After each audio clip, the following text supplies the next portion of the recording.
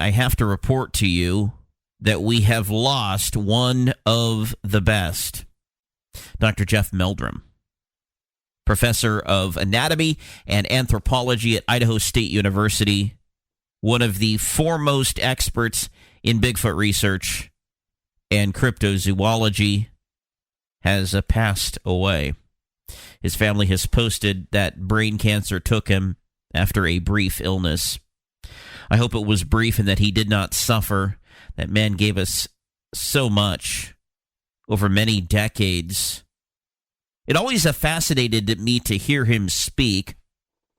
I perceived that he was on the leading edge of research, and he certainly enjoyed sharing his knowledge with others. Very approachable, I will say, unlike some others in the field.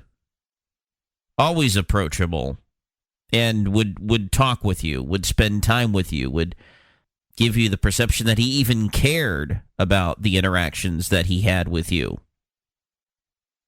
And he knew that there was something there when it came to Bigfoot, something enough to dedicate his entire career to studying it, even if it was not popular among colleagues. What he investigated, these kinds of mysteries fascinate me.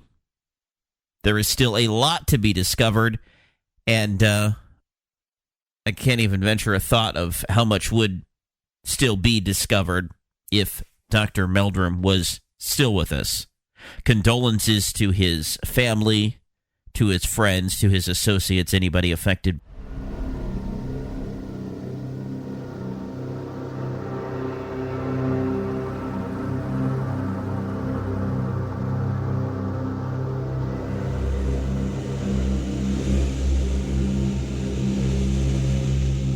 Hang on for the ride. You're headed into the paranormal.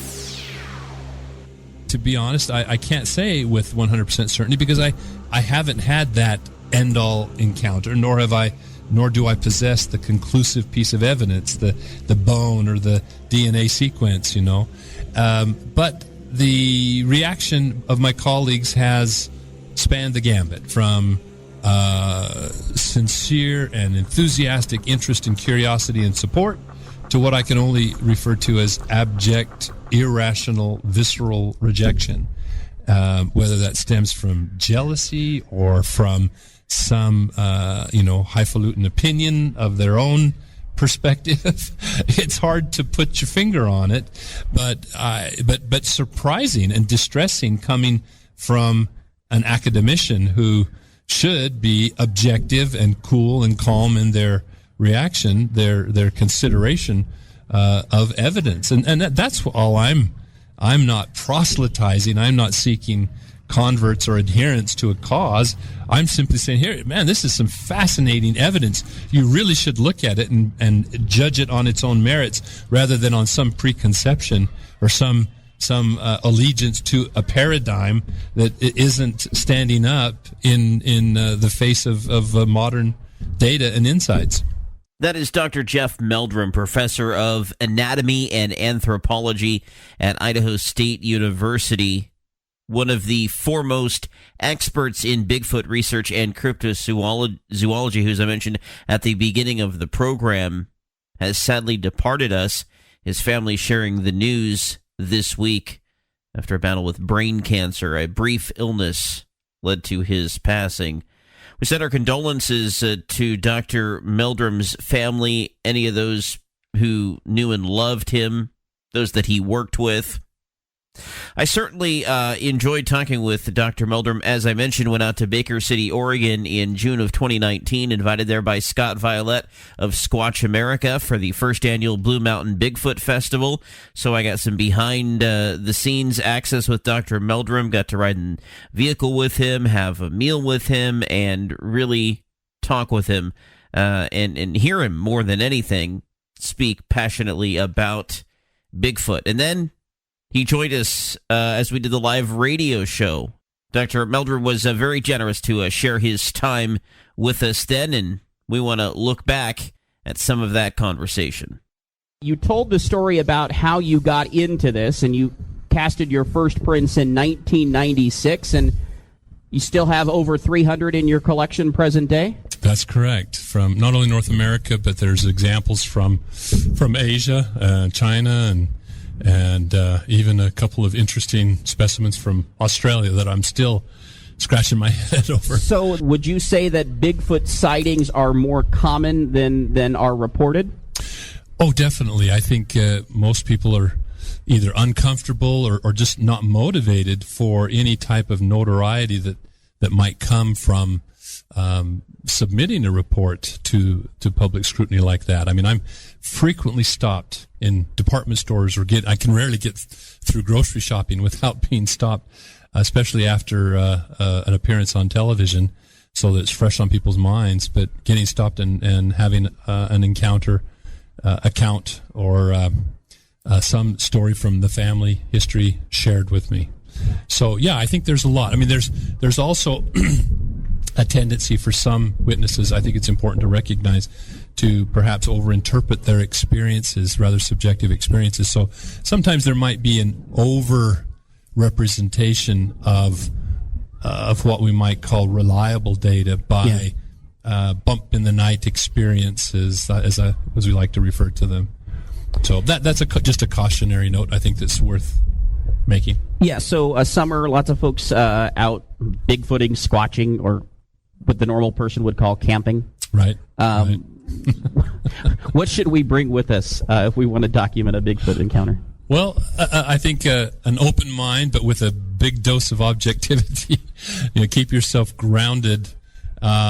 It's important that you always attempt to explain your experiences with the simplest, most common explanation first.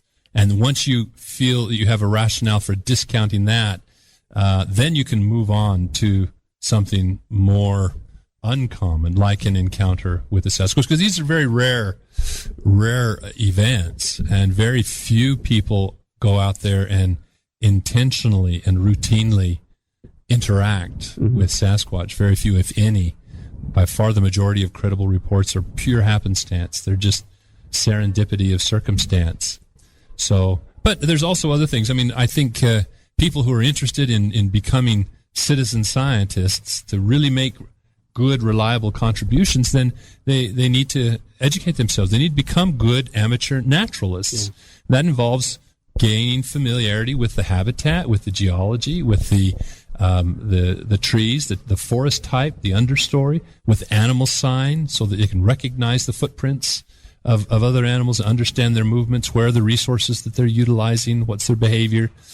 I mean, because if you're going out and you're not seeing, for example, on occasion, tracks or scat of a bear, what are the odds that you're going to bump into a Sasquatch? Yeah. They're 100 times, 200 times more common than a Sasquatch, presumably. I mean, I think that's a fair estimate, and it's just that, an estimate. But when you bear that in mind, I think it not to discourage anyone from doing, but you need to enjoy the ride too, and not just be solely focused on the destination. Yeah, somebody asked you earlier, well, why haven't we found bones? And I know Scott was talking earlier, it took him 25 years before he saw his first Bigfoot. Sure. And he goes out 150 days a year. Right. Yes. So if I'm going out for one summer weekend, there's no way that I could expect to see a Bigfoot. Sure. I shouldn't expect to see one. Sure. And you can up your odds. It's kind of interesting when you look at the accounts that are out there. John Green put together some interesting statistics, and those are summarized in his book, The Apes Among Us, but also the Sasquatch File. He kind of did some just really coarse statistics, and the most common places to encounter a Sasquatch are on a road at night or along a body of water. So one way to up your odds, rather than just sitting around your campfire all night, is slowly and unobtrusively drive the roads at night with a night vision, thermal imager, and recording capability, because you always want to document. Otherwise, it's just a story. But that's something that you can do to increase your odds, I think. But Otherwise, get familiar with where animals are drinking. Where are there water holes or areas where the ground surface would take tracks more readily than others? I mean, you can spend a lot of time walking around the woods and never see a footprint because you've never stepped on a spot that would even show a footprint if an animal had crossed. Yes. So those kind of things, educating yourself in those regards, I think can up your odds. But in the end, it's going to be largely by chance. Yeah. Thank you again to Dr. Jeff Meldrum for his contributions to Bigfoot research throughout the years. If you want to check out that full episode, it's number 315, and make sure while you're at it, you check out number 408 as well in our archives. Into the Paranormal.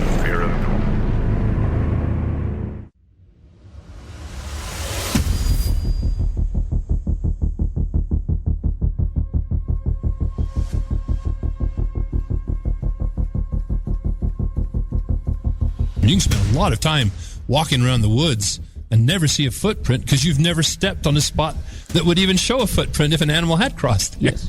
So those kind of things, educating yourself in those regards, I think can up your odds.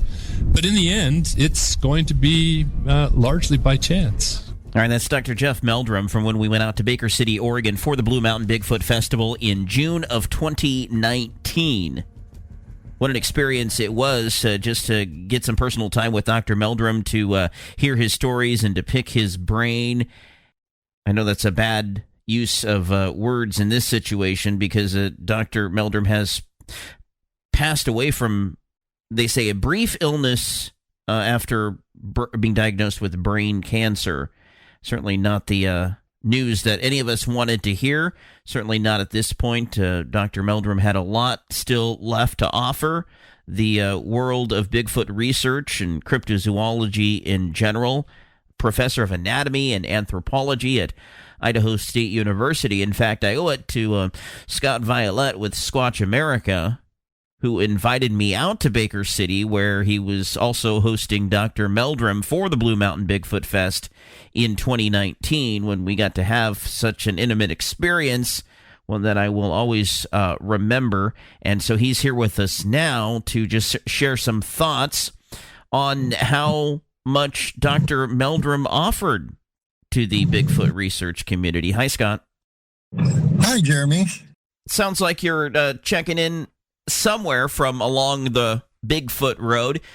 If you don't mind, tell us about the impact that Dr. Meldrum has had on your research. Oh, it was monumental, actually. It goes clear back to like when the Freeman film was happening.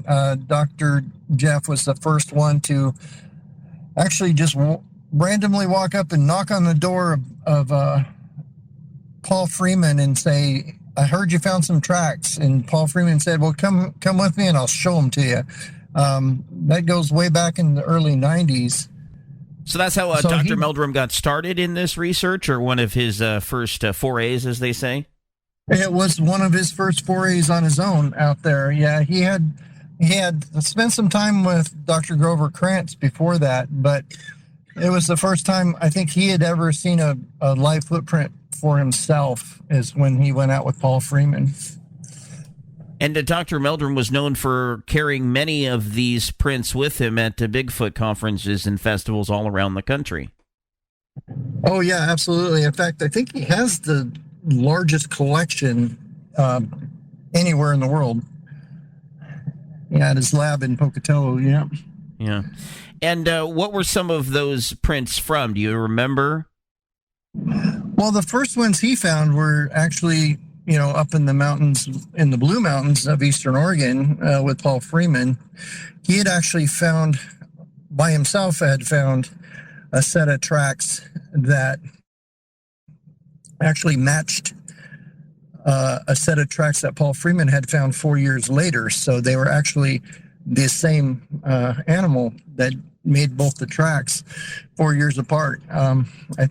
I'm not sure if those were the first tracks he had ever found himself, but I know it's one of the first tracks for sure, which really drove him into the whole cryptid scene at that point.